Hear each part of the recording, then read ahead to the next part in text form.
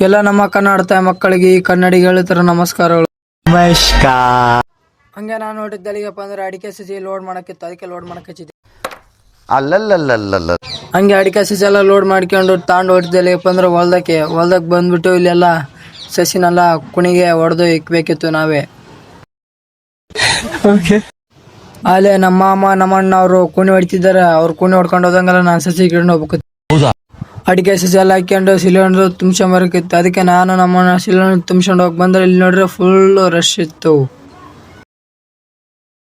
ನಮ್ ದೇಶ ನಾವು ಕೊಟ್ಟಿರೋ ದೇಶ ಇದು.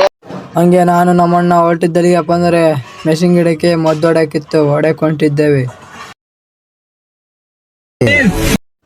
ಹಂಗೆ ನಮ್ಮಣ್ಣ ಮದ್ದು ಹೊಡ್ಕೊಂತ ಹೋದಂಗೆಲ್ಲ ನಾನು ಹಿಂದೆ ನೀರು ಕಟ್ಕೊಂಡು ಹೋಗ್ಬೇಕಿತ್ತು.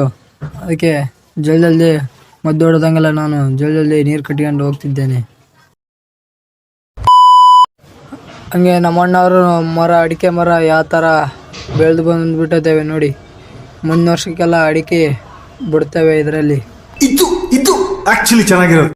ಇವತ್ತಿನ ವಿಡಿಯೋ ಬಂದ್ಬಿಟ್ಟು ಇಷ್ಟೇ. ವಿಡಿಯೋ ಲೈಕ್ ಮಾಡಿ, ತುಂಬ ಭಾಳ ಮಾಡಿ. ನೆಕ್ಸ್ಟ್ ವಿಡಿಯೋದಲ್ಲಿ ಸಿಗೋಣ. ಟಾಟಾ ಬಾಬಾ. ಅಷ್ಟೇ.